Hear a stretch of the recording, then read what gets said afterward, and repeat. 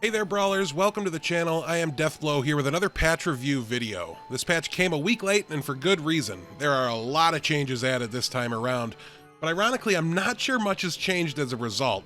That's weird, I know, but don't worry, we're going to go through every single balance change in this video, and I'll get into specifics as we do and discuss what I think the impact of each of the changes will be. But first, let's talk about the tournament.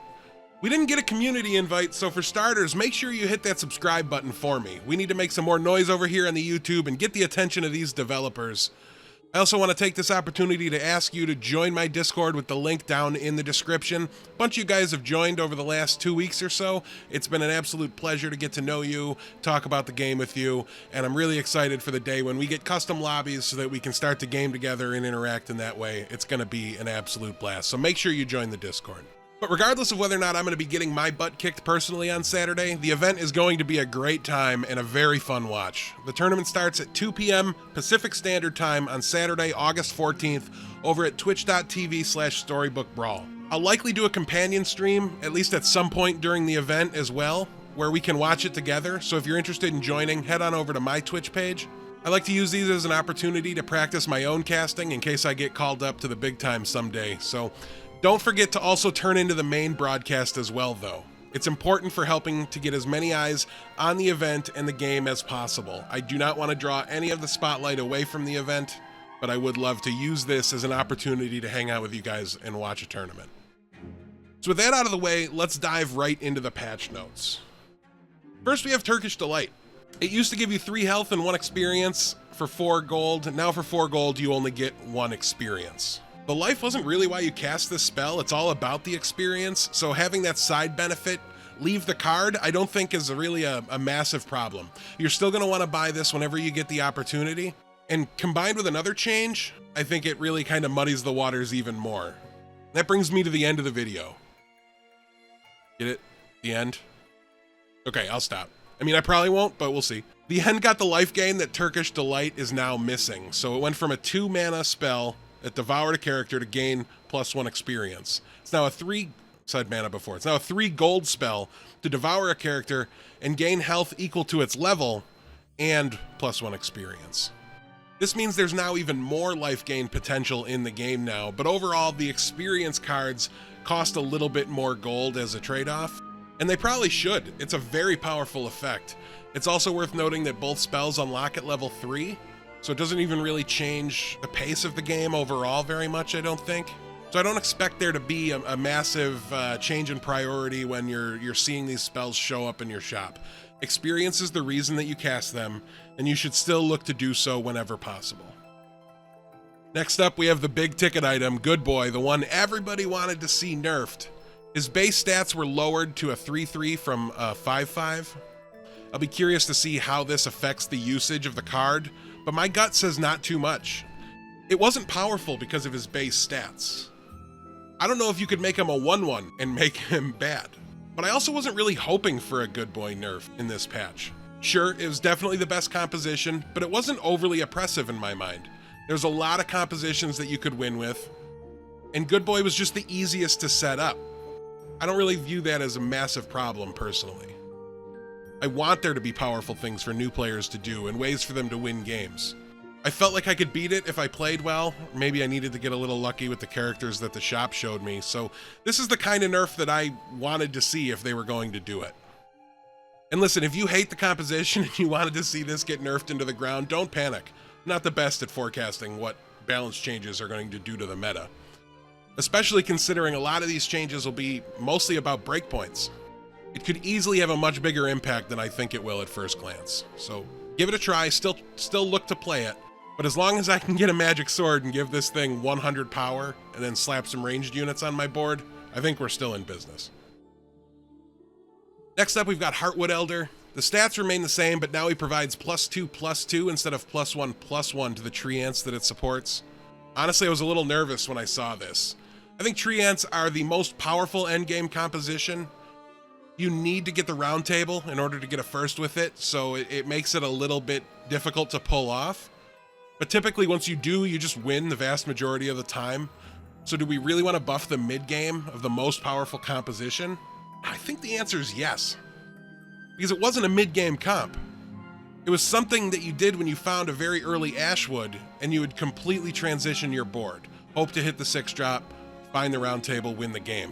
Or maybe you get a round table off of a Hercules, and then an Ashwood shows up and you decide to go for it. So I think there's plenty of room for them to make this composition a little bit more viable early on and in the mid game. I don't know that it's enough to make it something that you can shoot to play for throughout the entire course of your lobby, but I think like Royals, they're just going to be making small incremental changes so that it doesn't get out of hand, and I think this was a really good place to start. Next, let's look at the Chupacabra. Once a 5/5, now a 7/5, still costs 4 gold. I think this change is a very significant buff to this card. I had just about completely stopped buying it. Even in a committed Slay comp, it was just too hard to get going so that it would be able to snowball and become a viable late game piece in your army. An extra 2 power will make it significantly more likely to reach those breakpoints, kill the minion on its first 2 turns on the board, and then you're in business. You'll be able to keep it out. It'll keep growing over the course of the game. I still don't think you'll want to go buy one late when you're level 5, but if you see it early, right after you turn level 4, give it a shot. I think there's a very, very good chance that it will fit into your Slay builds now. Next, Puff Puff got a buff. And as fun as that is to say, I don't see it as a big game changer, to be perfectly honest with you. Puff Puffs still don't triple, so you're still going to struggle to find treasures throughout the course of the game. You're still committing 4, 5, 6 slots of your army to having Puff Puffs on the board. And other things just snowball bigger and better into the late game. They scale bigger and better into the late game. Maybe I'm wrong, but I just don't see it. I'm still going to be passing the Puff Puffs, at least for now, until somebody shows me otherwise. Next up, we got Juliet. She just got a slight stats increase from a 6/6 to a 7/7. I like what they're doing with Royals. I want to see it be good. I want it to be playable this patch. I want it to be good this patch. It's a fun composition. It's a fun synergy to play with. It's got fun cards, but it just doesn't quite work. It doesn't last into the late game. It's not a fully fledged composition in my mind because there's just nothing to do in the late game. And while I'm not sure this changes it, or in combination with the Romeo buff we'll be talking about next, really changes it, but I like the buffing philosophy here. Go slow. It's not like it's terrible. It's not unusable. It's not unplayable, but let's just give it a little bit until it becomes on par with some of the more premier compositions in the game. Speaking of, Romeo's Last Breath now gives Juliet +7/+7 instead of +6/+6. Stats are the same, the cost is the same.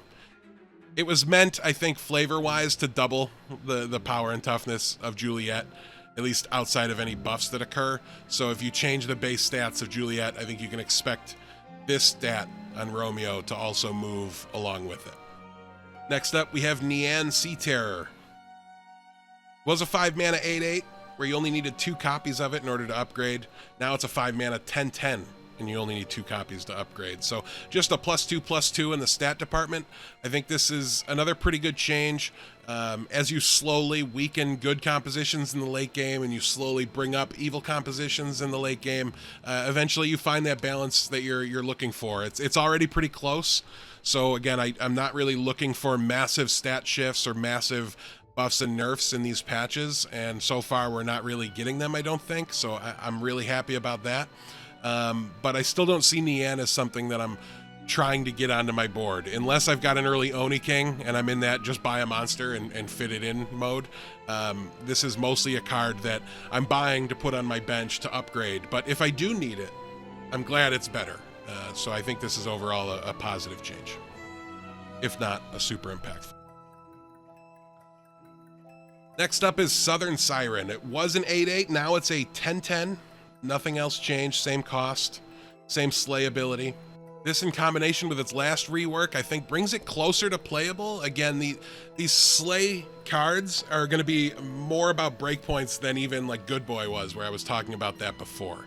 So while in my head, I'm not thinking I really want to buy Southern Siren now and I really want to play it, I need to try it before I can fully evaluate this one, because in my head, it's not going to make much difference, but if on the board, his whole front line has 10 toughness, then the fact that this is a 10-10 instead of an 8-8 is a big deal.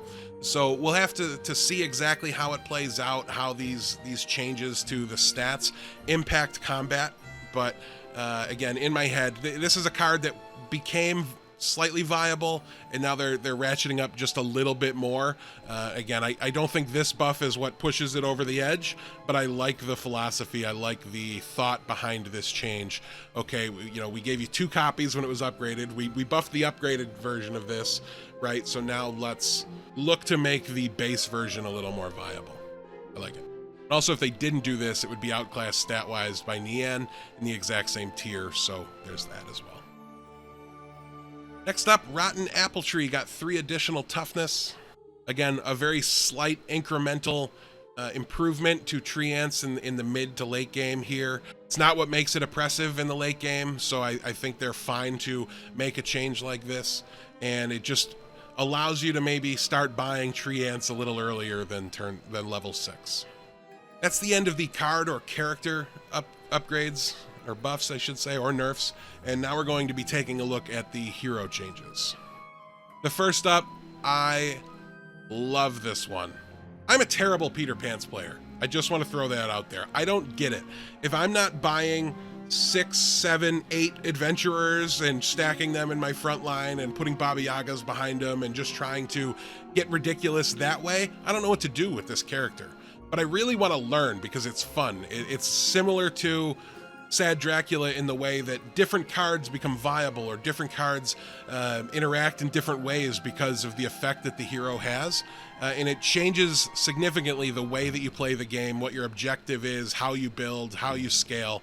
And I like anything that makes me really drastically change the way I think about or approach around a game, anything like that. If it makes a new card viable, I am all for it. But Peter Pants was unplayable when you looked at that first shop and it was full of 3-drops. It was just throw it out. You were instantly the worst hero in the game. You weren't going to top 4 anymore. At least that's what it felt like to me. Again, an admittedly terrible Peter Pants player. But now that can't happen. You're not playing skip. You get to play a minion on the first turn. You get to be competitive every single time. It's also very notable to me, they said here, we've also made some fixes to how Peter Pants works when picked with It Was All a Dream. You will now get pants bonuses for each level above 3 when picked, and you can continue gaining bonuses if you are already level 6. I'm not exactly sure how this will work. I don't know if your leveling will become frozen, but I like that this is now something that interacts with It Was All a Dream, which is, I think, one of the cards that really makes the games dynamic from lobby to lobby, from game to game. It allows you to play certain heroes and have it feel very different than the last time you played it, and that increases replayability. It's just a phenomenal mechanic that's in this game. And it's also one that I think the best, most savvy players, it's one of those interactions and cards that those players make the best usage of. So I think this increases the skill gap a little bit by giving It Was All a Dream more viable options. Next up, we have Zeljua. It used to give your level 5 and 6 characters cost 2 less gold. Now it says your level 4, 5, and 6 characters cost 3 gold. Definitely a buff, and a significant one. But my problem with Zeljua remains exactly the same. It's that it does absolutely nothing to help me until halfway through the game. Okay, maybe a little less than half now instead of a little later than halfway through the game, but I don't want to just get beaten up by Evellas and Wonder Waddles and even the Fates if they get an early upgrade, or Geppetto. You get what I'm saying? I'm listing so many heroes that pump your board, Jack's Giant, that just give you some impact on the board that makes it easier to win rounds, and Zeljua does absolutely none of that. So this is still going to be, I believe, bottom of any tier lists I make. And it's still going to be something that I really like being in the game despite being bad, because again, it works with It Was All a Dream. It gives you that ability to kind of transfer into this hero, and I really like that usage of it, right? It's something that's a tool for good players, and it's a bait for greedy players. I just like that double-edged sword aspect of this. Now we'll see. Maybe you know, one of my buddies is a big fan of it, thinks it's significantly better, really wants to try it. I've heard some other people say, "Oh, what a big surprise! My first game after the patch, Zeljua was 8th place." That's circumstantial evidence at best, and maybe a little confirmation bias, but that's kind of what I'm expecting from Zeljua. It's still to really fill the exact same niche and the exact same role, but maybe be slightly less punishing if you make the mistake of selecting it out of the gate. Much in the same vein, the last change we have here is Morgan Le Fay. It still has its old ability: when you drop below 20 health, pick a treasure of your level. It also now has, when you drop below 5 health, pick a treasure of your level. So again, this hero does absolutely nothing to help you until you drop below 20 health. If that's happening very, very quickly in the game, you get less of a bonus from it. You get less of a boost. If it's happening later, then it's longer that you're just kind of on your own, and you would have just been better served to play something else. What I'm curious about, and what I think will happen, is if it was all a dream into this card with 4 HP, am I getting 2 level 6 treasures? Because if so, I think that's maybe a little too powerful. So this is a bit of a mixed bag here, right? I'm still not picking Morgan Le Fay out of the gate. And where it was great, it's now potentially even better. So this might be, it's probably instantly the best It Was All a Dream target, but again, not something I think I'll be picking on the hero select screen at the start of the game. Bunch of other new features. You can now buy heroes in the collection screen. You can zoom to see bigger versions of cards. That'll hopefully make my thumbnails a little more legible and easy to read. Dialogue for users to update your client if out of date. And I don't even know what updated flow when connecting or reconnecting to a game is. There's also a bunch of bug fixes. I'll let you kind of read those on your own. Be ready for these cards here on the screen now to have different artwork. All these artwork changes, while maybe confusing to me on patch day, have all been, I think, better and for the good of the game overall. Just something for us early adopters to have to adapt to and figure out and get used to, but not a big deal at all. Anything that makes the game more visually appealing only attracts new players and helps retain players that try the game. So I think this is a really, really really great patch for Storybook Brawl. I was worried. There was a lot of people talking about, especially with how long it had been since the patch, people wanted to see Good Boy gutted, and I'm glad they didn't go that route. And I'm generally glad of their overall philosophy here. Let's patch often and incrementally so that we don't completely upset the balance of the game. We had that once with the cat book comp. It was fun for 2 days, and then it was 5 days of being kind of annoying, and then they patched it out again and fixed it. So even if something is a little overtuned, I don't think it's going to be a big problem for us or something that'll last very long. But I also think they're doing what they can to minimize the possibility of that happening. Part of the reason we all fell in love with this game is that it's so well balanced at the moment, as it's currently sits now before this patch. So it's a big risk in my mind to make sweeping and drastic balance changes that could really upset the overall balance and make the game hard to enjoy. And that's something we want to avoid as it grows in the early stages. So thank you all so much for tuning into the video. I really appreciate it. Again, please do like, comment, subscribe. Let me know in the comments, do you think Good Boy is dead now? Do you think it's not changed? What are your thoughts on the Good Boy nerf? That is, I think, the big ticket item here. Also, make sure you do join the Discord. As I said, the link is down in the description below.